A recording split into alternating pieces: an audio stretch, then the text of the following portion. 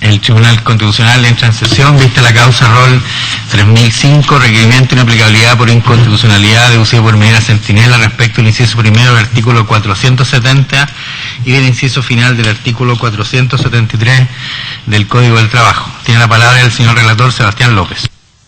Gracias, señor presidente. A Fojas 1, con fecha 18 de marzo de 2016, Minera Centinela SCM deduce el requerimiento de inaplicabilidad respecto de las dos normas señaladas del Código del Trabajo para que produzca efectos en la causa caraturada González con Minera Esperanza, actualmente Minera Centinela, sustanciada por el Juzgado de Cobranza Laboral y Previsional de Santiago y actualmente pendiente ante la Corte de Apelaciones de Santiago y suspendida en su tramitación conforme a lo ordenado por la primera sala de este tribunal. En la gestión judicial en que incide el requerimiento, don Jorge González Rojas demandó ejecutivamente a Minera Centinela por el cobro de prestaciones laborales. El juzgado de cobranza, por sentencia de enero de 2016, acogió la demanda y rechazó las excepciones de pago de la deuda, de falta de requisitos para que el título tenga fuerza ejecutiva y de cosa juzgada opuestas por la sociedad minera requirente. La primera excepción de pago se tuvo por no opuesta por no estar acompañada de antecedentes escritos en la forma que establece el mismo artículo 470. Y las dos últimas, opuestas por el actor sustentado en los numerales 7 y 18 del artículo 464 del Código de Procedimiento Civil, se tuvieron por no interpuestas, invocando el juez como causal que éstas no se contemplan en el listado taxativo que al efecto dispone el artículo 470 del Código del Trabajo. En efecto, los preceptos cuestionados disponen que en el procedimiento de ejecución de títulos ejecutivos laborales, la parte ejecutada solo podrá oponer las excepciones de pago de la deuda, remisión, novación y transacción. Ante ello, la requerente interpuso el recurso de apelación actualmente pendiente, y para cuyo fallo aduce las normas impugnadas pueden resultar igualmente decisivas y en el evento de aplicarse para resolver el caso concreto generarán efectos inconstitucionales. Señala el requerente que los artículos 470 y 473 impugnados fueron incorporados al Código por la Ley 20.087 que sustituyó el procedimiento laboral, restringiendo la defensa en los juicios ejecutivos laborales únicamente a las excepciones aludidas e impidiendo así la excepción de cosa juzgada que sí procedía antiguamente, por la aplicación supletoria del artículo 464 del Código de Procedimiento Civil. Sostiene el actor que esta limitación únicamente podría entenderse enmarcada en la lógica de que el título ejecutivo laboral es una sentencia firme obtenida en un juicio declarativo previo, respecto al cual se encuentra pendiente únicamente la ejecución de dicha sentencia, de suerte tal que en el juicio declarativo se pudieron discutir latamente asuntos tales como la incompetencia, la prescripción o la cosa juzgada, pudiendo así en la fase de ejecución propiamente tal oponerse únicamente las excepciones de pago y las otras equivalentes que ponen término a la obligación.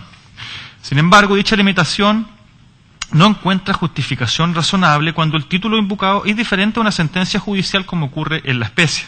En efecto, se señala que en el caso concreto del título invocado por el demandante fue, de acuerdo al artículo 464, número 4 del Código, el acta de comparendo ante la Dirección del Trabajo de septiembre de 2014, en que constaría el reconocimiento de deudas laborales por parte de Minera Centinela. Luego, por aplicación de las normas cuestionadas, la actora no puede oponer excepción de cosa juzgada, no obstante que estima se configurarían todos los requisitos para su concurrencia. En este sentido, esgrime que previamente al juicio en que incide el requerimiento de inaplicabilidad, tuvo lugar entre las mismas partes otro juicio iniciado también en el año 2014. En dicho juicio, el segundo juzgado de letras del trabajo de Santiago rechazó la demanda, declarando la improcedencia del pago de prestaciones laborales demandadas. Luego la Corte de Santiago rechazó el recurso de nulidad deducido por el señor González y la Corte Suprema en diciembre de 2015 declaró inadmisible un recurso de unificación de jurisprudencia que también dedujo, quedando así concluido el juicio y afinada la sentencia con efectos de cosa juzgada. Sin embargo, también en diciembre de 2015 el señor González demandó el cobro ejecutivo en la gestión sublite, justificando ahora como título ejecutivo el acta del comparendo, y por aplicación de las normas impugnadas, la minera no puede oponer a esta ejecución la cosa juzgada que, como se señaló, está obtenida en virtud del juicio de lato conocimiento en el cual se declaró que no adeudaba prestaciones al trabajador demandante. Las circunstancias expuestas determinan, en opinión de la actora, que la aplicación de las normas del Código del Trabajo que impugna, en el caso particular, generarían infracciones constitucionales que se indican como las siguientes. En primer lugar, al desconocer todo efecto de cosa juzgada, los artículos 470 y 473 infringen la función jurisdiccional y la seguridad jurídica, afectando el artículo 76 de la Carta Fundamental, en cuanto la función jurisdiccional es un poder-deber de los tribunales de resolver conflictos jurídicos, lo cual genera el necesario efecto de cosas juzgadas de las sentencias, pues sin esta última institución no puede concebirse la existencia de la función jurisdiccional, afectándose asimismo el artículo 19, número 26 de la Constitución, en el entendido de que la cosa juzgada es también una garantía constitucional y de seguridad jurídica. En segundo lugar, se esgrime la infracción del derecho al debido proceso que asegura el artículo 19, número 3, en cuanto que las sentencias judiciales deben fundarse en procedimientos racionales y justos previos, principio que se ve vulnerado en el caso en que la requiriente, al no poder oponer la excepción de cosa juzgada, queda en indefensión. Ciertamente, la restricción que se contempla en los preceptos cuestionados carece de fundamentación razonable y constituye una privación que vulnera en su esencia el derecho a la defensa. En tercer lugar, se afirma la infracción del artículo 19, número 2, que consigna el principio de igualdad ante la ley y la proscripción de diferencias arbitrarias por parte del legislador.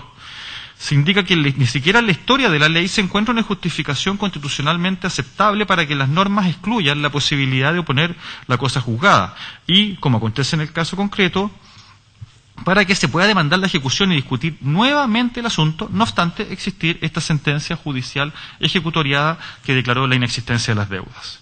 En cuarto lugar, se estima conculcado el derecho de propiedad que asegura el artículo 19, número 24, porque se pretende restablecer una obligación laboral que ya fue desestimada por sentencia afirme, afectándose así el patrimonio de la actora y sus derechos adquiridos.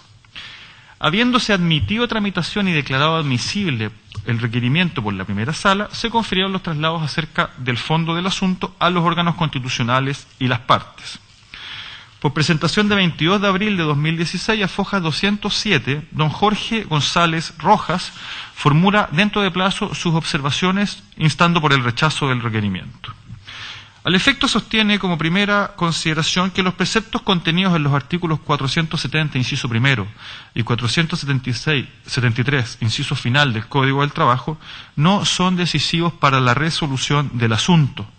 Ello pues solo se limitan a consignar que las excepciones que puede oponer el ejecutado son las de pago, remisión, novación y transacción.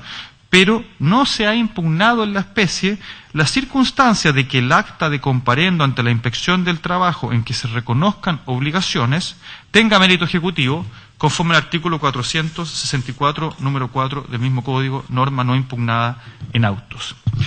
Y en caso señala de que se hubiera pagado, siendo ello el real interés del juicio ejecutivo, la minera sí tiene derecho a oponerse dentro de las causales establecidas en el Código. Se agrega que la excepción de cosa juzgada en relación con el juicio anterior, ya afinado en la forma que invoca la requirente, aun cuando permitiera oponer legalmente en la gestión sublite en la excepción de cosa juzgado, ella igualmente no se configura en la especie, pues conforme se razonó por la Corte de Apelaciones de Santiago al rechazar el recurso de nulidad recaído en el juicio anterior aludido, esa gestión judicial decía relación con un proyecto de finiquito en el cual al cual el tribunal le restó valor por no constar la aceptación de las partes, a diferencia del título ejecutivo constituido por el acta de comparendo, en que la minera sí habría reconocido adeudar prestaciones laborales. Se agrega por el señor González que el artículo 470 fue incorporado por la ley 20.087, ley que fue refrendada en su constitucionalidad por esta magistratura constitucional al ejercer el control preventivo. Por otro lado, se afirma que no se configura ninguna de las infracciones constitucionales que esgrime la requirente y que la limitación a las excepciones que se pueden oponer a la ejecución también opera en otros procedimientos como aquellos de cobranza previsional y en materias tributarias, concluyendo que, de sostenerse y aceptarse la tesis de la requirente, entonces toda restricción en cuanto a las excepciones a la ejecución sería inconstitucional, produciendo la consecuente incerteza jurídica. Presidente, por resolución de 2 de mayo, se ordenó traer los autos en relación, se agregó la causa para su vista en tabla de pleno del día de hoy y se han anunciado forma para alegar los abogados de las dos partes involucradas. Muy bien, muchas gracias. Entonces, por la requirente, alega el abogado Eduardo Cordero hasta por 30 minutos. Tiene la palabra.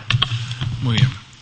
Bueno, con la venia de vuestro excelentísimo Tribunal Constitucional, vengo a alegar en estos estrados por Minera Centinela, que es la requirente de inaplicabilidad en esta causa, solicitando desde ya que se acoja el requerimiento presentado y por lo tanto que se declare que los artículos 470, inciso primero, y 473, inciso final, del Código del Trabajo son inaplicables por inconstitucionalidad en cuanto al efecto que produce en este caso en concreto y en particular respecto del juicio ejecutivo de cobranza que se está llevando a cabo ante el juez de cobranza laboral y previsional y hoy día pendiente el conocimiento del recurso de apelación ante la Corte de Apelaciones y la Ilustrísima Corte de Apelaciones de Santiago, por cuanto existe una vulneración de lo dispuesto en los artículos 19, número 2, 3, 24 y 26, y además del artículo 76 de la Constitución. Tal como se ha indicado acá, el artículo 470, que está en el contexto de la ejecución de la sentencia en un juicio laboral, en un juicio declarativo de cobro de prestaciones laborales, dispone que la parte ejecutada solo podrá oponer dentro del mismo plazo a que se refiere el artículo anterior, acompañando antecedentes escritos de debida consistencia, alguna de las siguientes excepciones y menciona pago de la deuda, remisión, novación y transacción. Pero posteriormente el propio Código, al tratar el procedimiento de ejecución de los títulos ejecutivos extrajudiciales, es decir, aquellos que no se funden en una sentencia, dispone que respecto de la defensa, es decir, de la oposición, se aplicarán las reglas contenidas en el artículo 470, inciso primero, por lo tanto, restringiendo la posibilidad de oponer a un título extrajudicial, estoy hablando que no es una sentencia, cualquier otra defensa, alegación u oposición que no sea las cuatro que he mencionado. Vuelvo a repetir, pago de la deuda, remisión, novación y transacción. Ergo, se entiende, no solamente no se puede oponer, por ejemplo, la oposición de cosas juzgadas, sino que otras que pueden ser incluso evidentes, como incompetencia o litispendencia. ¿Cuáles son los antecedentes? Efectivamente existe una causa o gestión pendiente ante la Ilustrísima Corte de Apelaciones, como lo he señalado, en virtud de un recurso de apelación en contra de una resolución dictada por el juez de cobranza laboral y previsional, por la cual se rechazó la oposición que Minera Centinela presentó a la demanda ejecutiva interpuesta por el ex trabajador de la empresa, don Jorge Hermógenes González Rojas.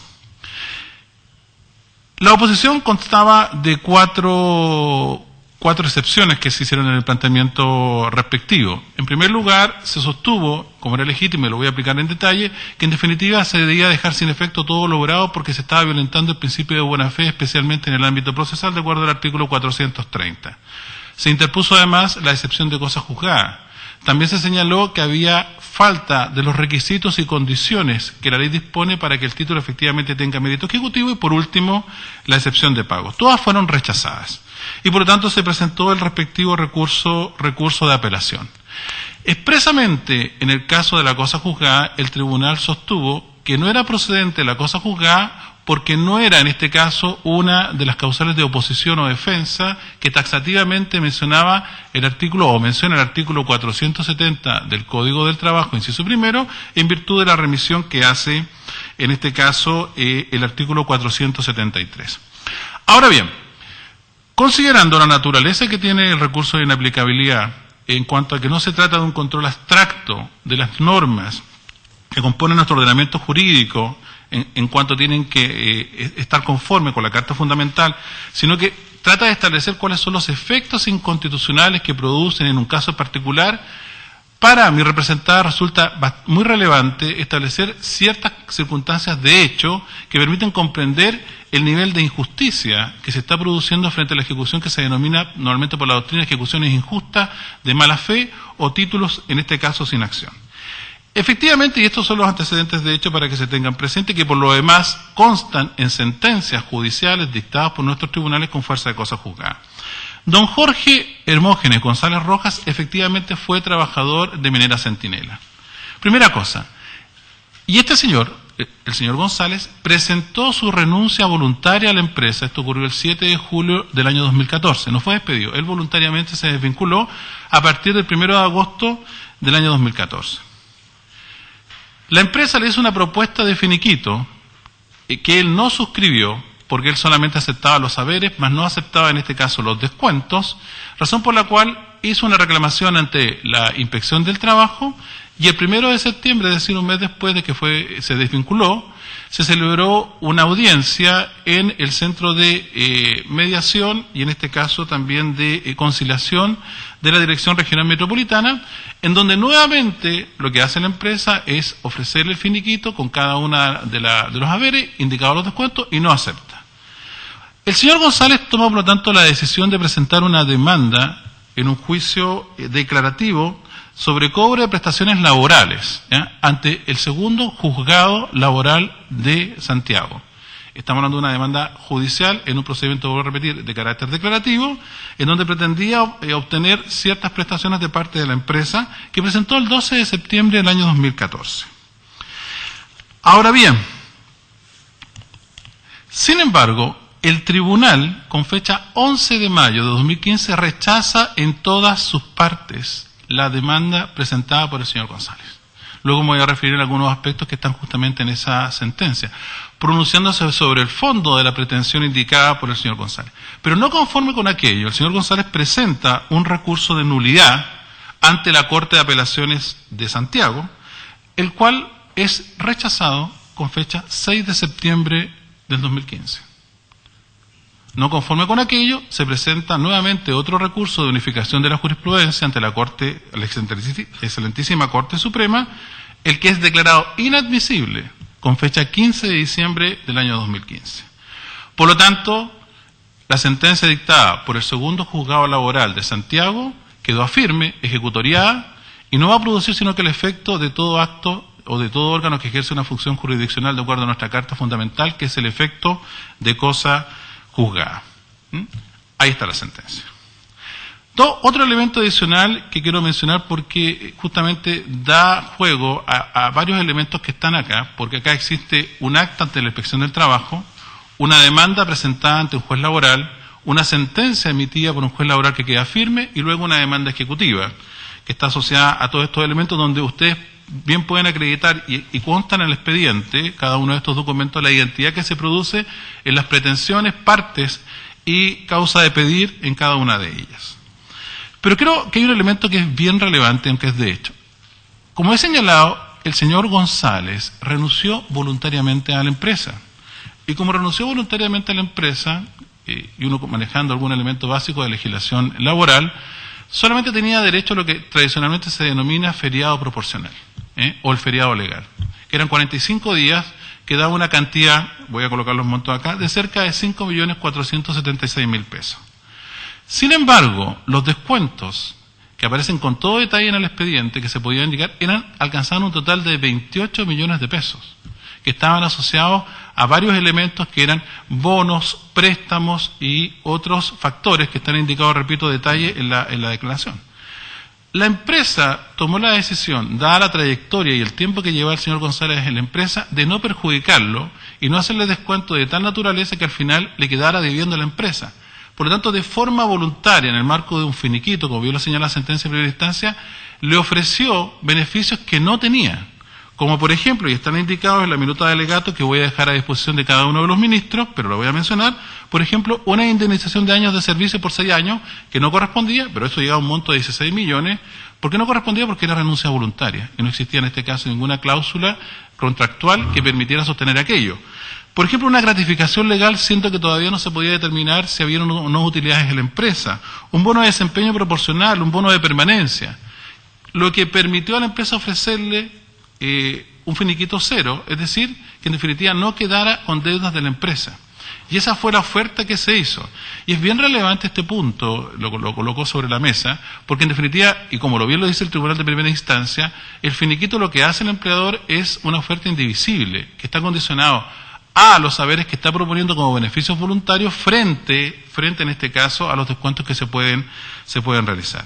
Si se me permite, señor presidente, quiero leer los pasajes de la sentencia de primera instancia, en donde justamente se da cuenta de lo que dice este tribunal sobre este caso. Dice: se ha presentado en este juicio el proyecto de finiquito como generador de obligaciones laborales. Sin embargo, aquel documento no tiene ninguna fuerza vinculante para las partes, por cuanto no ha sido suscrito ni fue aceptado por el trabajador. Tanto es así que impugna su contenido en este juicio, y subrayo, separando su conveniencia los haberes de los descuentos y reconociendo por lo tanto solo los primeros. Luego señala la sentencia: doctrinaria y jurisprudencialmente se ha concluido que el finiquito posee una naturaleza transaccional. En este sentido, el ofrecimiento indivisible ha sido efectuado por la empresa bajo la condición del término de la relación laboral y en cumplimiento de las formalidades legales, y por consiguiente el reconocimiento de lo expresado en él, situación que no ha ocurrido por cuanto el trabajador no aceptó suscribirlo, y por lo tanto que él no es vinculante para las partes de los términos del artículo 177 del Código del Trabajo. Entonces, dice la sentencia, de acuerdo al contrato firmado entre las partes, no existiría la obligación de indemnización a todo evento, ni el pacto de indemnizaciones sin tope legal alegados por el demandante. Luego, el actor tampoco sustentó aquellas indemnizaciones y prestaciones más allá del mencionado proyecto de finiquito, como se ha señalado reiteradamente. En este sentido, cabe hacer presente que en la demanda se señala de modo muy sucinto que en el contrato de trabajo se incorporó este beneficio, es decir, ni siquiera se explica la manera en que se habría incorporado o qué forma el actor entiende que aquellas cláusulas contractuales estarían contenidas dentro de la relación laboral, por ejemplo, como una cláusula tácita o como una manifestación de la primacía de la realidad. Y por lo tanto el tribunal rechaza la demanda en todas sus partes. Tal como he indicado, en definitiva, esta sentencia quedó firme haberse rechazado el recurso de nulidad interpuesto y además también declarado inadmisible el recurso de unificación de la jurisprudencia. No obstante lo cual, se hace una gestión casi retrospectiva, se omite la sentencia, la demanda presentada, se vuelve el 1 de septiembre del año 2014 y se coge el acta de comparecencia ante la Inspección del Trabajo, que consta en este expediente, se puede consultar, está en la foja 142 de esta causa, y se toma la oferta, en este caso, que hace Minera Centinela, en esa época era el Giro Social Minera Esperanza, en donde aparece la oferta que se hizo en el finiquito, y nuevamente se hace el juego de separar aquellos saberes que considera que se le deben pagar, no considerando aquellos que son los descuentos, y se toma lo dispuesto en el artículo 464 del Código del Trabajo y se presenta una demanda ejecutiva, partiendo de la base de que el acta de comparecencia, autorizada por un funcionario competente como ministro de Fe, tiene en este caso mérito ejecutivo.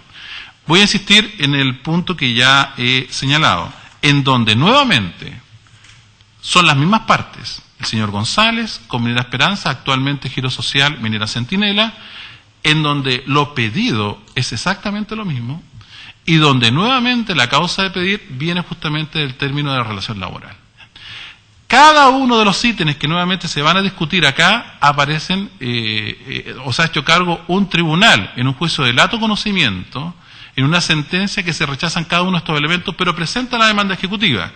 Y se presenta la demanda ejecutiva en donde justamente no se considera dentro del procedimiento de defensa o de la etapa de defensa que va a tener en este caso el demandado ejecutivo, la posibilidad de poner determinadas excepciones, una de las cuales es justamente esta sentencia en donde las partes concurrieron de forma, en este caso forzada, pero voluntaria en este caso el trabajador, ante un tribunal para que de manera imparcial resolviera sus pretensiones y estas fueran denegadas.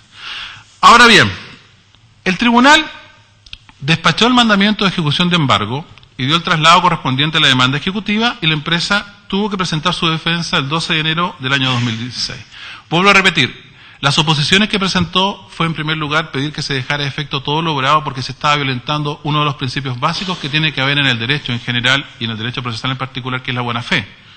Pero además también interpuso la excepción de cosa juzgada, interpuso la falta de requisitos o condiciones que la ley establece para que el título tenga mérito ejecutivo y opuso la excepción de pago, pero todas fueron rechazadas. Y específicamente el tribunal dijo que la excepción de cosa juzgada no se podía interponer sin pronunciarse respecto de si existía o no una sentencia anterior que había resuelto el asunto, sino que dijo taxativamente solamente se pueden interponer aquellas que expresa el artículo 470 inciso primero del Código del Trabajo, y como no está prevista la cosa juzgada, no es admisible que usted interponga esta excepción. Su Señoría Excelentísima, ¿cuál es el fundamento de este recurso? Y ahora analizado el punto de vista del problema a partir de las normas constitucionales. Se considera acá 4 alegaciones que están vinculadas a los razonamientos que luego voy a exponer. En primer lugar, se considera que hay una vulneración de lo establecido en el artículo 76 de la Constitución en relación con el artículo 19, número 26, donde se vinculan los conceptos de jurisdicción, cosa juzgada y seguridad jurídica. En segundo lugar, y como bien se ha dicho en la relación, también se considera que hay una vulneración al debido proceso y a la tutela judicial efectiva conforme al artículo 19, número 3, particularmente inciso primero e inciso sexto. En tercer lugar, también se considera que hay una vulneración del principio de igualdad ante la ley, establecido como garantía en el artículo 19, número 2 de la Constitución, y por lo tanto la prohibición de discriminaciones arbitrarias. Y por último, también hay una vulneración de lo establecido en el artículo 19, número 24 de la Carta Fundamental, en donde se garantiza el derecho de propiedad sobre toda clase de bienes corporales e incorporales. Vamos con el primer punto. Artículo 76 de la Constitución, vinculado con el artículo 19, número 26. Dos cosas que quiero destacar y que por lo demás es de pleno conocimiento de vuestras señorías excelentísimas en este caso. Nuestra Constitución no utiliza la expresión cosa juzgada dentro de cada uno de sus preceptos, pero la jurisprudencia del Tribunal Constitucional ha sido categórico en reconocer dos cosas. Primero, que la cosa juzgada es una institución que existe a nivel constitucional. Y segundo punto, que la cosa juzgada no solamente es una institución jurídica, sino que es una garantía de los particulares en el ámbito judicial. Cito al efecto una sentencia, que es una sentencia muy notable y muy relevante sobre esta materia, que en forma categórica el Tribunal Constitucional señala los siguientes términos. Estoy hablando de la sentencia ROL 2690. La cosa juzgada es la piedra de toque del acto jurisdiccional. Y acá me detengo. Donde hay cosa juzgada, hay jurisdicción. Y donde no hay cosa juzgada, no existe función jurisdiccional. Esos son los términos. Y si uno revisa, por ejemplo, una obra muy importante en esta materia, el Diccionario Constitucional, que por lo demás es obra del ministro García Pino y del profesor Contreras Vázquez, en los mismos términos dice la facultad de dictar sentencia, el ejercicio de la función jurisdiccional implica la facultad de dictar sentencia que ponga término a la litis con efecto de cosa juzgada. Tal como acabo de señalar, no solamente se reconoce la existencia de la institución que emana del artículo 76, sino que además el tribunal ha señalado que es una garantía en los siguientes términos. Al hablar la Constitución de la prohibición de hacer revivir procesos fenecidos, consagra la cosa juzgada como una garantía constitucional a nivel judicial, la que se conecta con la seguridad jurídica de intangibilidad de la esencia de los derechos a nivel legislativo, que estatuye el número 26 del artículo 19 de la Constitución. Ambas son garantes de seguridad jurídica, porque en definitiva la sentencia crea un estatus objetivo respecto de las partes. Esto también lo ha señalado el Tribunal Constitucional en algunos pasajes, pero se entiende que la función jurisdiccional que busca el Estado es no solamente garantizar la imparcialidad, y también aplicar el derecho al caso en concreto, dando garantía a las partes de su intervención, sino que garantizar también la pacificación en las relaciones. Y cuando se dicta la sentencia, se crea un estatus jurídico respecto de las personas que uno puede entender que su esfera jurídica o incluso su esfera patrimonial se lo consigue como derechos que tienen esta característica. Y por lo tanto, desconocer los efectos de cosas juzgadas que produce una sentencia no es sino también atentar contra este principio de seguridad jurídica. De hecho, y en la misma línea, el Tribunal Constitucional ha señalado que la evaluación de la configuración de la accesión de cosas juzgadas pasa por ponderar la sentencia pretérita ejecutoriada, tanto en sus aspectos formales como sustantivos, con la nueva demanda, que se intenta de modo que el análisis comparativo se debe realizar entre lo resuelto en una sentencia anterior, que es este caso, y la nueva acción deducida en un proceso ulterior, como ocurre en este caso con la demanda ejecutiva. En definitiva, y este es el primer capítulo de que sostenemos la vulneración, lo que está ocurriendo acá es que las disposiciones que se están impugnando están produciendo un efecto inconstitucional en este caso en concreto. En definitiva, se está impidiendo que una sentencia judicial produzca el efecto de cosa juzgada, sentencia judicial afirme, no impugnada, y que tampoco ha sido objeto de ningún tipo de invalidación, sentencia que ha establecido, podríamos decir, la verdad jurídica en el caso en concreto, no es posible hacerla efectiva, por lo tanto se desconoce el efecto de cosa juzgada y por lo tanto también se afecta el principio de seguridad jurídica. Vinculado estrechamente con lo anterior está el debido proceso y la tutela judicial efectiva, tal como lo señala por lo demás la propia Carta Fundamental en su artículo 19, número 3. ¿Ya? La Constitución asegura a todas las personas la igual protección de la ley en el ejercicio de los derechos. Y que toda sentencia de un órgano que ejerza jurisdicción, dice el inciso sexto de esa disposición, debe fundarse en un proceso previo legalmente tramitado. Y corresponde al legislador establecer siempre las garantías de un justo y racional procedimiento.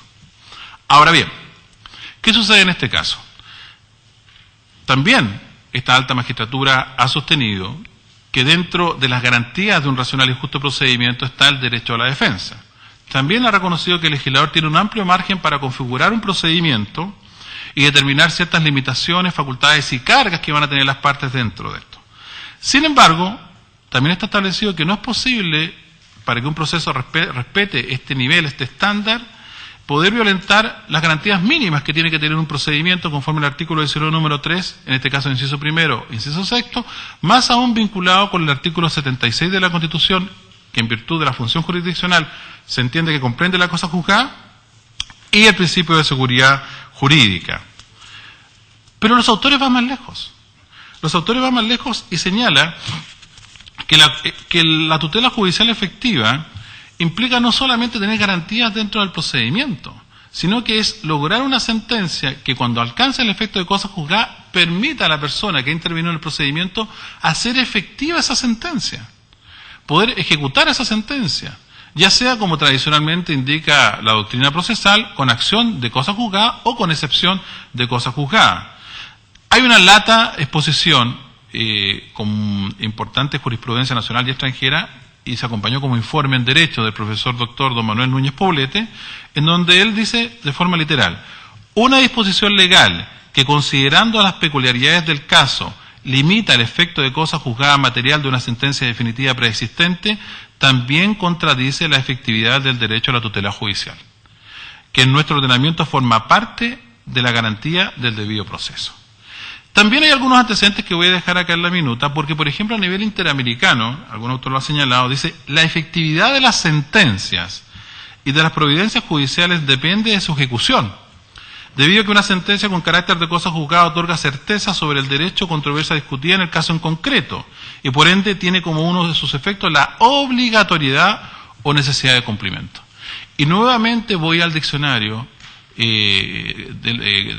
sobre derecho constitucional, en donde, este es un trabajo también elaborado por el ministro García y por el profesor Contreras, en donde literalmente señalan, a propósito de la tutela judicial, dice: un tercer componente del derecho a la tutela judicial es el derecho a la efectividad de las resoluciones judiciales, justamente una de las cosas que se está enervando en este caso. Se define como el derecho a la intangibilidad de las resoluciones, porque se está volviendo a discutir el mismo tema, que ya fue zanjado de forma imparcial por un tribunal. A la intangibilidad de resoluciones firmes para hacer ejecutar lo juzgado con fuerza de cosas juzgado, estableciendo la tutela judicial efectiva. Por lo tanto, acá, cuando se excluye la posibilidad de alegar la cosa juzgada, en definitiva lo que se está afectando es el ejercicio de la función jurisdiccional. Y nuevamente cito a vuestra señoría excelentísima, que en la sentencia Roll 986 señala lo siguiente: sin la aplicación del efecto de cosa juzgada, el conflicto no queda resuelto, con lo cual el proceso no cumple su función, reconociéndose como única excepción a ello la acción de revisión de sentencias firmes contemplada expresamente en la legislación procesal civil y penal, ¿ya? Cosa que no ha ocurrido, repito, en este caso. La sentencia sigue firme, sigue intangible, pero no se puede ejecutar. En definitiva, y este es el segundo capítulo de la alegación, acá se está produciendo una vulneración de las garantías del justo y racional procedimiento, y además también el derecho a la defensa, porque no es posible alegar una excepción tan universal, reconocida constitucionalmente como es la cosa juzgada, y no solamente esto, sino que además también se está impidiendo la posibilidad de la ejecución de la sentencia que se encuentra firme. Igualdad ante la ley, 19, número 2, y la prohibición de discriminaciones arbitrarias. Es la tercera justamente vulneración.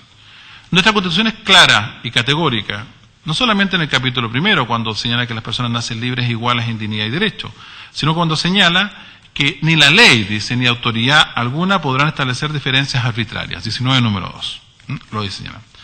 Y también el Tribunal Constitucional ha señalado que efectivamente las normas jurídicas tienen que ser igual para todas las personas en la medida que se encuentren en iguales circunstancias. Por lo tanto, si las circunstancias no son similares o iguales, se puede hacer un trato diferenciado. Y también el Tribunal ha sentado una jurisprudencia reiterada que es posible justamente ponderar si se violenta o no el principio de igualdad en base al examen de razonabilidad o de proporcionalidad. Ahora bien, en este caso la pregunta es la siguiente.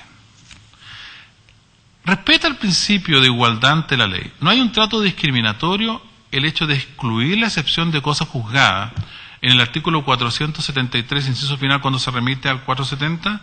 Lo que busca uno ahí es si existe algún fundamento que pueda explicar razonablemente aquello. Se ha revisado con detalle la historia de la ley. Si uno incluso hace un estudio sistemático de las normas, la verdad es que no encuentra una explicación. Vuestro excelentísimo Tribunal Constitucional en varias ocasiones ha emitido varias jurisprudencias que está citada acá, en donde se ha explicado y ha encontrado fundamento razonable a ciertas normas que permiten limitar el derecho a la defensa.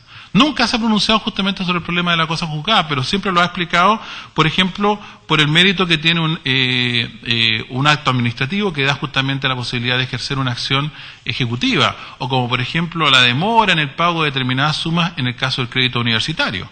Pero repito, no ha ocurrido acá, y la pregunta es, hay que buscar un razonamiento. Y una cosa que yo creo que es bien relevante, y vuelve nuevamente sobre la base de los argumentos que entrega el propio tribunal, es que acá estamos frente a una norma excepcional, no frente a una norma especial. Bien ha señalado el tribunal que en este caso no es una norma especial que frente al vacío que se puede producir se llena con los principios que están contenidos en el régimen general. No, esta es una norma excepcional que es totalmente incompatible con los principios que iluminan el régimen de carácter general. Por lo tanto, uno tiene que buscar cuál es el fundamento de hacer esto. Y se produce esta contradicción. Acá tenemos dos títulos. Primero, un acta de comparecencia ante la Inspección del Trabajo que se le conoce título que el carácter de mérito ejecutivo. Y por otra parte tenemos, podríamos decir, el título ejecutivo por antonomasia, una sentencia judicial con fuerza de cosa juzgada, que son de los títulos. Entonces, lo que se espera en este caso es que exista una explicación razonable por qué yo voy a dar prevalencia al título, en este caso al acta de comparecencia, en relación a la sentencia judicial. Y eso no se encuentra. Y si no existe la fundamentación, simplemente la explicación es bastante sencilla. La decisión no puede sino ser desigual o, en este caso, arbitraria. Pero acá, y en este punto también quiero llamar la atención de cada uno de ustedes, excelentísimos ministros, porque curiosamente, y acá viene justamente el tema de la desigualdad, curiosamente, la norma del artículo 470 permite la excepción de transacción, a partir del efecto de cosa juzgada que produce la transacción. La transacción es, en este caso, un contrato, es un equivalente jurisdiccional. Entonces, mientras la cosa de fuerza de cosa juzgada de un equivalente jurisdiccional es admisible como excepción, la fuerza de cosa juzgada auténtica, es decir, aquella que emana de una sentencia judicial de un tribunal, no lo es. Entonces, no hay explicación razonable que pueda dar lugar a este efecto que estoy mencionando. Y por último, también lo he señalado como cuarta alegación, en este caso se está violentando la garantía del derecho de propiedad. Y se entiende que en definitiva la propiedad no en sentido de propiedad en sentido estricto, sino que como esfera jurídica, porque el patrimonio se puede entender no solamente respecto de, repito, cosas corporales reales, sino de cualquier situación jurídica que se genera a partir del amparo de actos de los órganos públicos, sea la administración, sea una sentencia judicial. Esta sentencia judicial crea un estatus jurídico, tanto para el demandante, tanto para el demandado, que logra lo que se espera en un Estado de Derecho, resolver de forma pacífica las controversias que puedan existir, pero también dando seguridad jurídica. Ese estatus jurídico, en donde se le dijo a la empresa que tenía la razón y por lo tanto no tenía deuda, no tenía obligación respecto de la parte demandante, hoy día se rompe.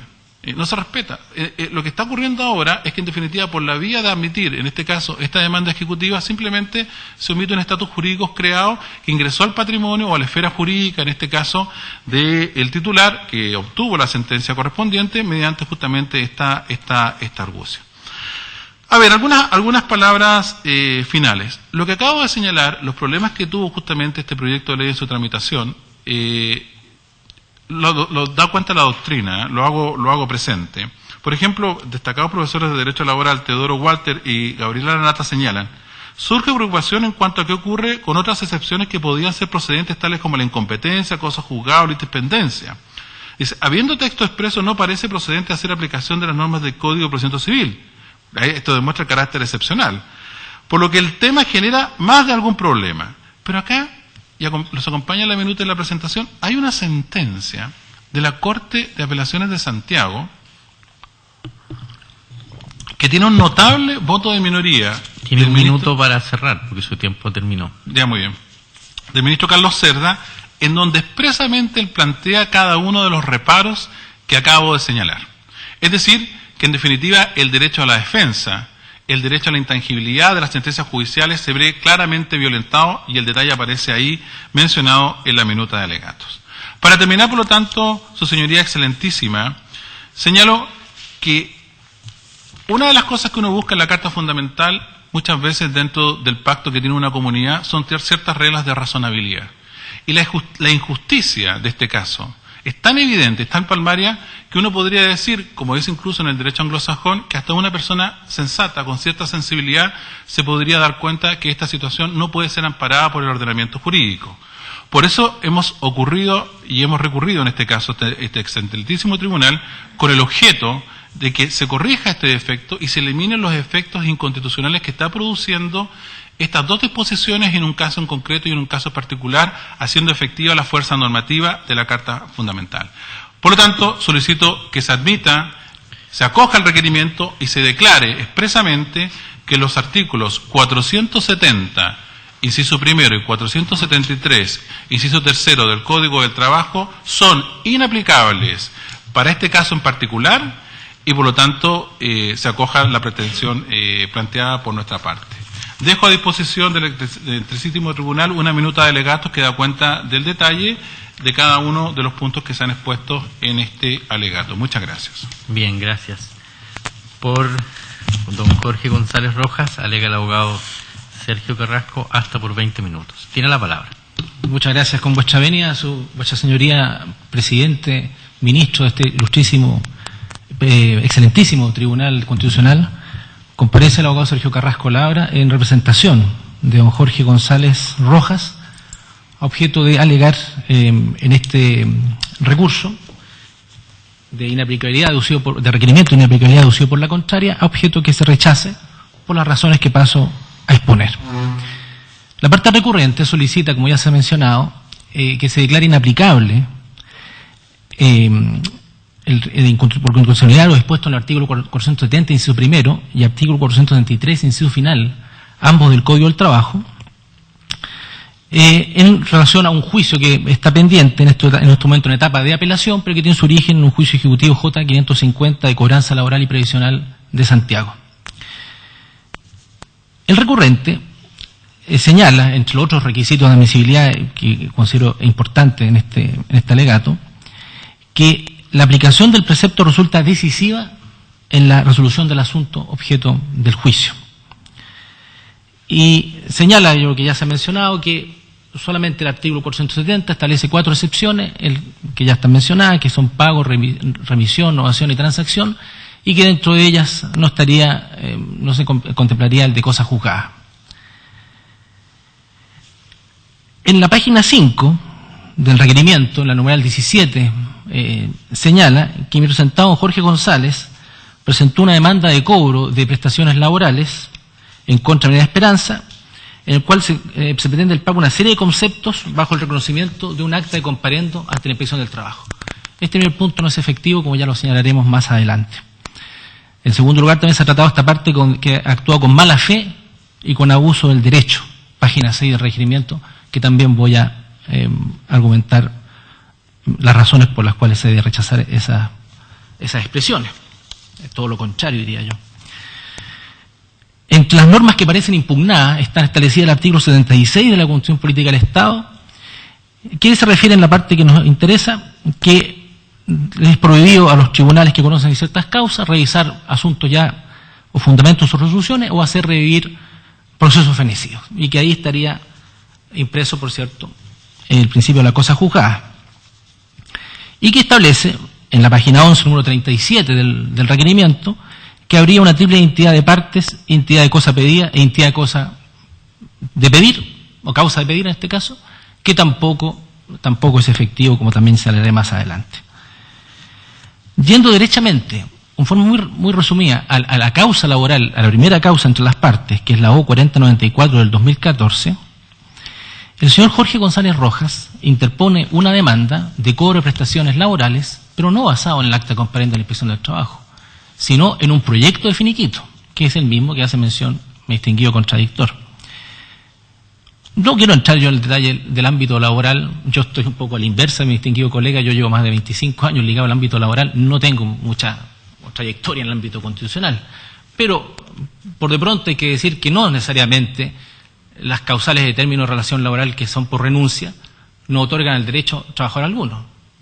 Al contrario, existen muchos casos de cláusulas tácitas, de la costumbre que también se incorpora al ámbito laboral, que obligan a la parte empleadora y por ello que también reconoció todos esos conceptos en el acta de comparendo de la Inspección del Trabajo. No es un acto de filantropía o de dadivoso que hace la parte empleadora en reconocer que se debe a mi representado 30 millones de pesos. No, por el contrario, ni mucho menos. Son obligaciones que estaban inmersas dentro del ámbito laboral y que, como dijimos, que también se entienden incorporadas por la costumbre o por la ejecución práctica que se hace de los contratos, independiente que haya terminado por renuncia voluntaria.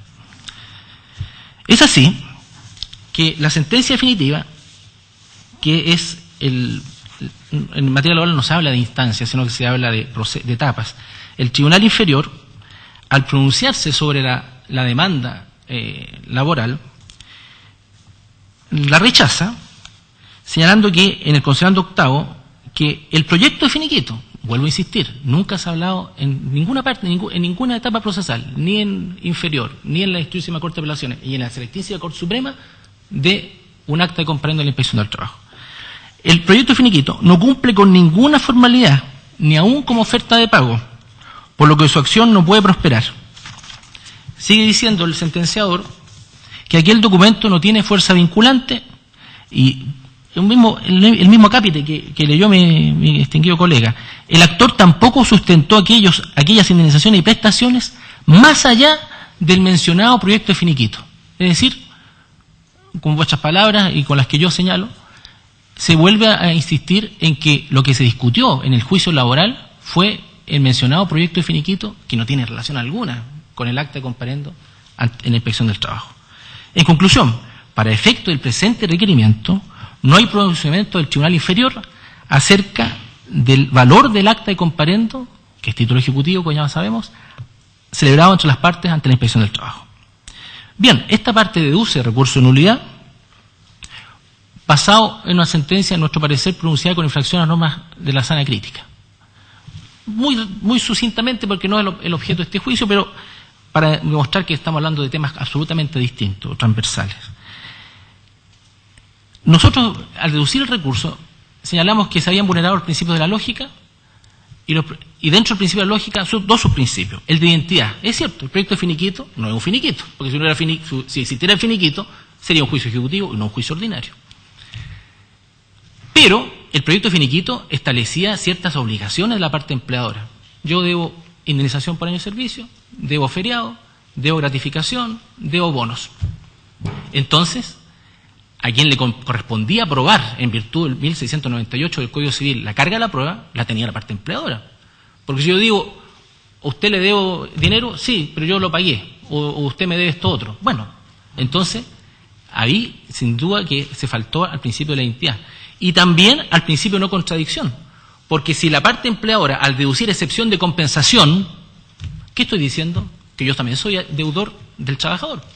Porque si yo para interponer una excepción de compensación, estoy reconociendo que soy deudor del trabajador, pero que el trabajador supuestamente, lo que nunca lo he acreditado hasta ahora, es acreedor, es deudor mío, o sea, deudor de la empresa.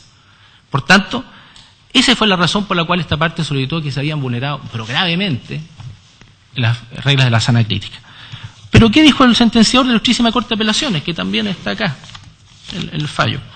En la parte principal de lo que nos convoca, el considerando cuarto, con vuestra venia, asesoría excelentísima, dice que para que pueda prosperar un recurso de derecho estricto como el deducido, no basta solo mostrar disconformidad con lo que viene resuelto, por no responder el fallo a las expectativas del demandante y ser agraviante.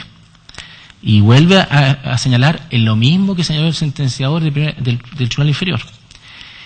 La propuesta no es fuente de obligaciones, es decir, no está hablando nuevamente, nadie ha hablado acá del acta comparendo, ya que no cumple con ninguna formalidad, ni aun como oferta de pago, no fue suscrita ni aceptada por el actor, incluso impugnó su contenido careciendo de fuerza vinculante. Es decir, en esta segunda etapa procesal, tampoco, para los efectos de este requerimiento, no hay pronunciamiento alguno acerca de la validez del acta de comparendo celebrado entre las partes ante la Inspección del Trabajo.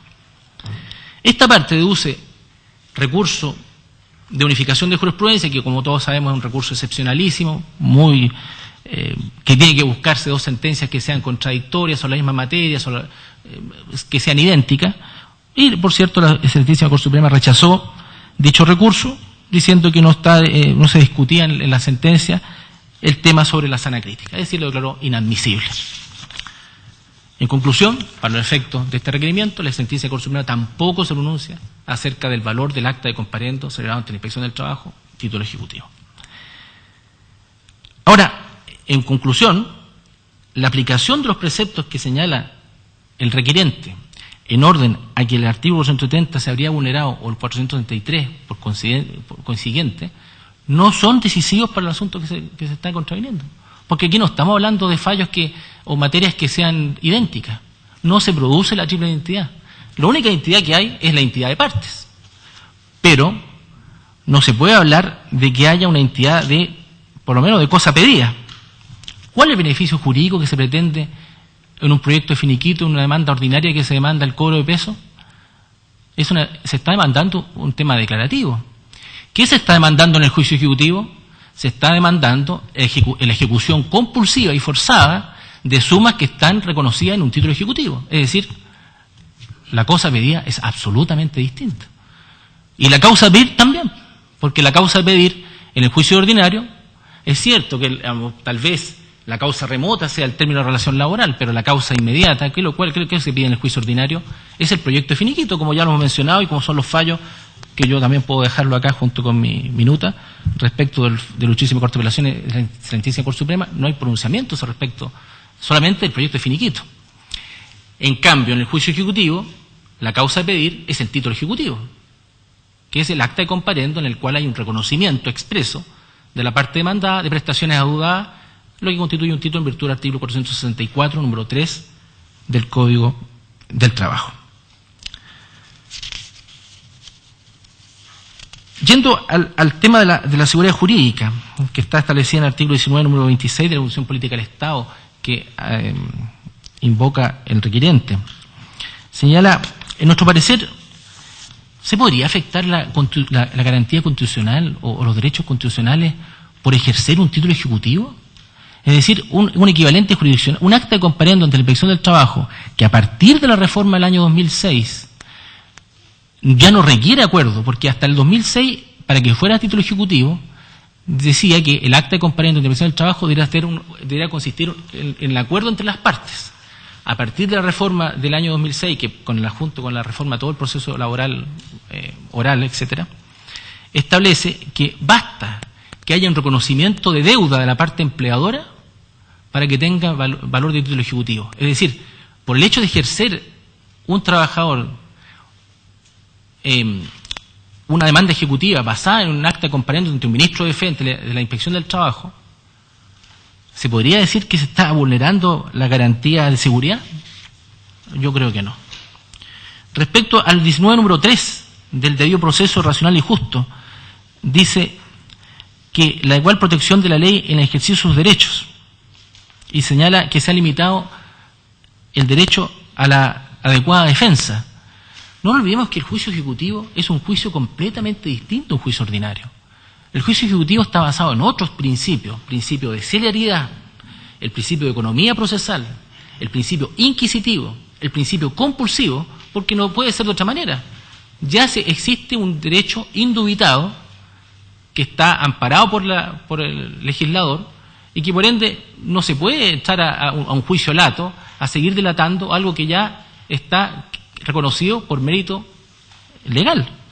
Por tanto, no se puede entender que sea afectado un proceso justo y racional por el hecho de que estén limitadas tal vez las excepciones. Yo mencioné que en otros códigos, otros cuerpos de normas también están limitadas las excepciones. El Código Tributario, por ejemplo, el artículo 137, establece 3 excepciones: pago la deuda, prescripción y no empezar al título al ejecutado. Por tanto, tendríamos que todas las veces que haya alguna excepción que no esté contemplada en algún cuerpo de norma, decir que es inconstitucional por ello, porque no hay igualdad de derechos para los litigantes. Me parece tampoco que no es correcto decirlo así. Después señala el artículo 19.2 la igualdad ante la ley y prohibición de discriminación arbitraria. Es decir, al contrario censo, el legislador puede establecer diferencias, puede establecer discriminaciones, pero que no sean arbitrarias. ¿Y qué se entiende por arbitrario? De acuerdo al diccionario de la Real Academia de la Española de la Lengua, dice aquello que es caprichoso, que no obedece a principios dictados por la razón, la lógica o las leyes. No se ve dentro del argumento que establece la contraparte en qué podría ser discriminatorio el que no esté contemplada la sana crítica la cosa juzgada dentro de las excepciones al título ejecutivo. Más aún cuando hemos señalado que la excepción principal que tanto ha invocado la contraparte en todas estas etapas procesales, en todos los juicios que hemos estado litigando, es el pago, y aquí no ha habido ningún pago. Si la parte empleadora hubiera pagado algunos de los conceptos que ellos señalan en el comparendo de la inspección del trabajo, ni siquiera voy a ir al proyecto de finiquito, no estaríamos discutiendo, yo no estaría acá. Pero la parte empleadora ha tenido la principal excepción, que es la del pago. Y yo le puedo decir que acá no se ha pagado ni el feriado al trabajador, no se ha pagado ni las indemnizaciones, que son mucho más importantes, no se han pagado la gratificación, no se han pagado los bonos, y lo que voy a decir es muy grave. La parte empleadora, en el comparendo de la inspección del trabajo, le descuenta al trabajador una suma cercana a 10 millones de pesos por un supuesto pago que habría hecho de los créditos que tenía el trabajador en la Caja de Compensación Los Andes. Y resulta que hasta ahora no ha pagado ni un solo peso del trabajador dicho crédito.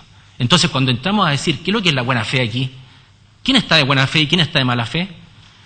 Puede ser un alegato del punto de vista académico muy bueno, brillante, pero vamos a la realidad. O sea, ¿qué es lo importante? ¿Qué es lo que hay en este juicio? Aquí en este juicio se opuso una serie, en el acta de comparendo de la inspección, una serie de deducciones al proyecto de finiquito, y la parte empleadora no ha pagado ningún concepto de los que señala. Y como la excepción de pago exige, y como tiene que ser, que se acompañen los documentos fundantes del pago, como no los tiene la parte empleadora, está llegando este argumento de que aquí habría cosa juzgada, lo que ya se dije, que no se ve por ninguna parte porque no hay ninguna coincidencia, pero ninguna, entre la cosa pedida y la causa de pedir. Solamente lo único que hay es la identidad de parte. En definitiva, estamos en presencia de un conflicto, de unas normas que son de ordinatio litis y no de decisoria litis, porque no tiene ninguna influencia en la resolución del asunto, porque ya mencioné que el acta de comparendo estableció, el mismo empleador reconoció una serie de deudas, de conceptos que debía pagar, y al mismo tiempo él estableció una serie de descuentos en forma arbitraria, por no decirlo, porque hasta el día de hoy no ha acompañado ningún documento que dé cuenta del pago o de la efectividad de dichos descuentos. Por último, se señala el artículo 19.24 de la Constitución Política del Estado el derecho a propiedad sobre toda clase de bienes corporales e incorporales. En este aspecto también, en nuestro parecer, como ya mencionamos, al no existir la identidad de cosa juzgada, una triple identidad, al no existir causa de pedir y cosa pedida son absolutamente distintas en el juicio ordinario laboral y el juicio ejecutivo, no se puede hablar de derecho adquirido.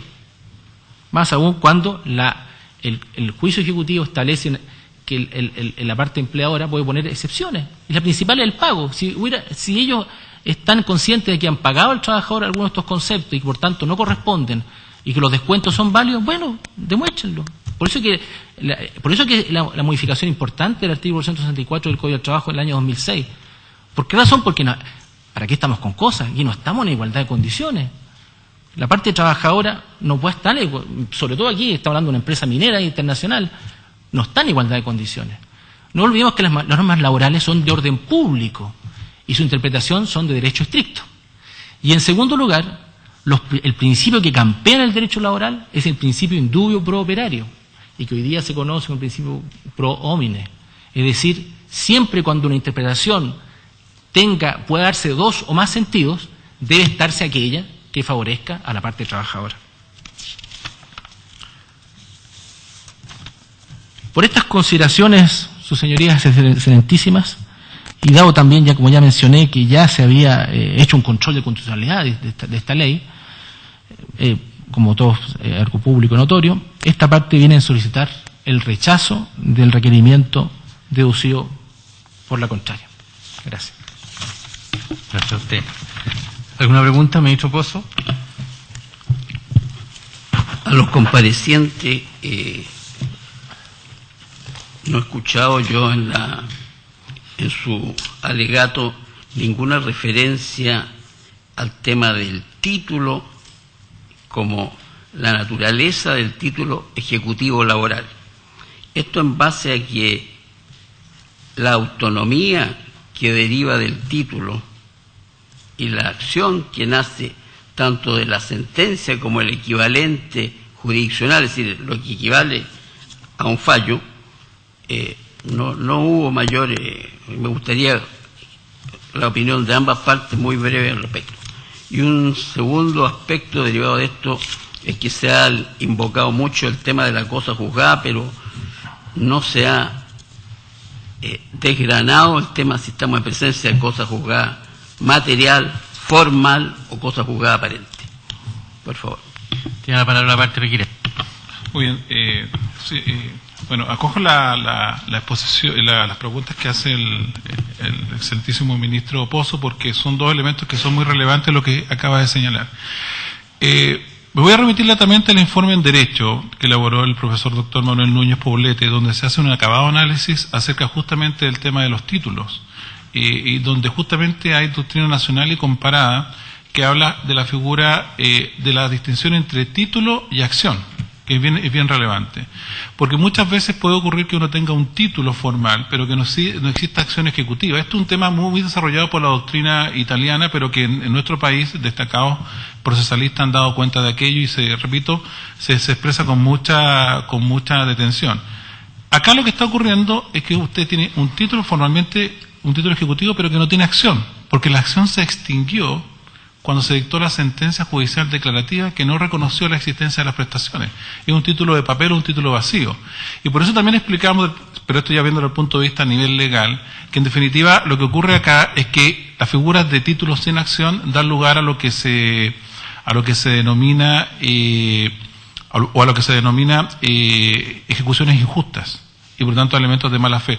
Yo no quiero atribuir a la parte contraria a mala fe. Está destacado justamente la figura en el informe en Derecho que se explica con mucho detenimiento. Y esa es justamente la explicación del punto de vista jurídico procesal a nivel legal, pero claro, que si uno lo proyecta a nivel constitucional da el efecto que acabo de mencionar. Y también quiero dar cuenta de lo que hace señalado a propósito de la cosa juzgada material y cosa juzgada formal. El tema de la cosa juzgada material efectivamente impide una nueva discusión respecto de la materia de asuntos que ha sido resuelto por el tribunal, a diferencia del efecto de cosa juzgada formal. También en el informe en Derecho se indica con todo detalle estos dos puntos. ¿Por qué? Porque la regla general, recuerdo toda la procesalística nacional, acá hay unanimidad, la regla general es que las sentencias producen cosa juzgada material, salvo que la ley expresamente diga lo contrario y se produzca el efecto de cosa juzgada formal. Hay algunos casos en donde puedes producir un título ejecutivo cosa juzgada formal que puede abrir nuevamente la discusión. Es decir, por ejemplo, si hay una ejecución injusta, el ejecutado posteriormente podría demandar, en este caso, el enriquecimiento el enriquecimiento sin causa, pago de lo no debido. Pero acá viene el punto relevante. La regla es la siguiente: la cosa juzgada formal puede ir seguida de cosa juzgada material, pero nunca puede existir cosa juzgada material seguida de cosa juzgada formal, porque el tema ya se cerró en el ámbito de la cosa juzgada material con el efecto que produce. Y quiero destacar este punto, y esa conclusión está señalada en el informe, porque efectivamente, si en este caso el trabajador hubiera ejercido la acción ejecutiva, quizás la discusión se hubiera planteado en sede de juicio ejecutivo, pero él ejerció la acción ordinaria en un juicio laboral, y en un juicio de alto conocimiento es que lo que se discutió es exactamente lo mismo. Y vuelvo sobre el punto, dos cosas que quiero dejar bien en claro. Si se ve el acta de comparecencia, la propuesta que hace la empresa es la propuesta de finiquito. Acá se hace una distinción si finiquito o acta de comparecencia. Primer punto que quiero aclarar.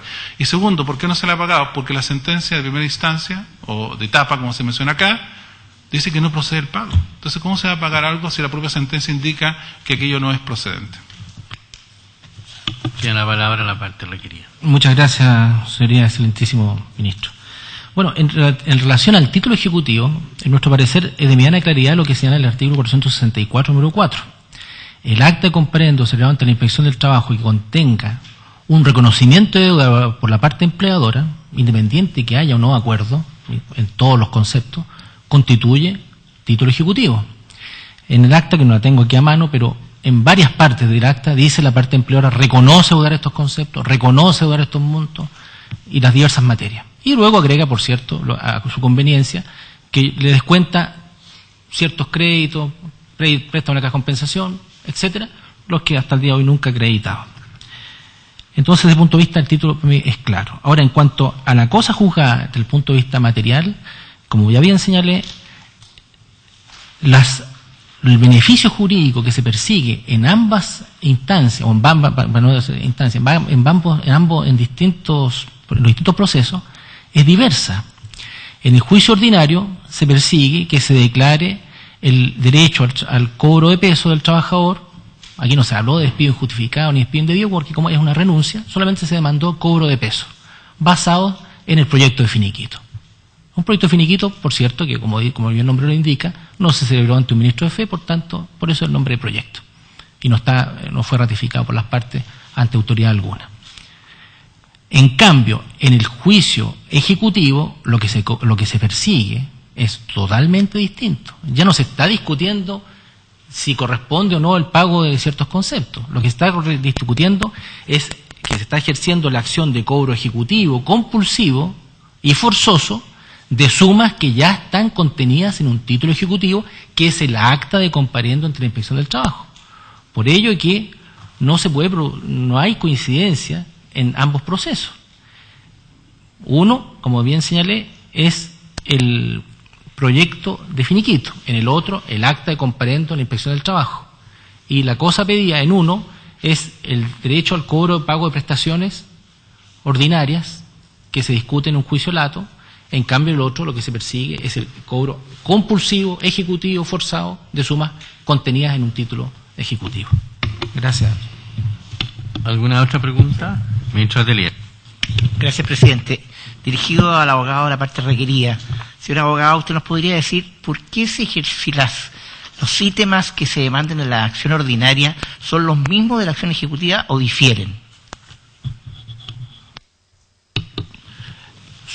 Diría que, no sé si son todos o casi todos. No tendría la certeza, pero son muy parecidos porque están todos, como bien señaló el colega, el proyecto de finiquito, se establecieron ciertos conceptos que se reconocían a deudar y que después en el acta de comparendo se volvieron a ratificar.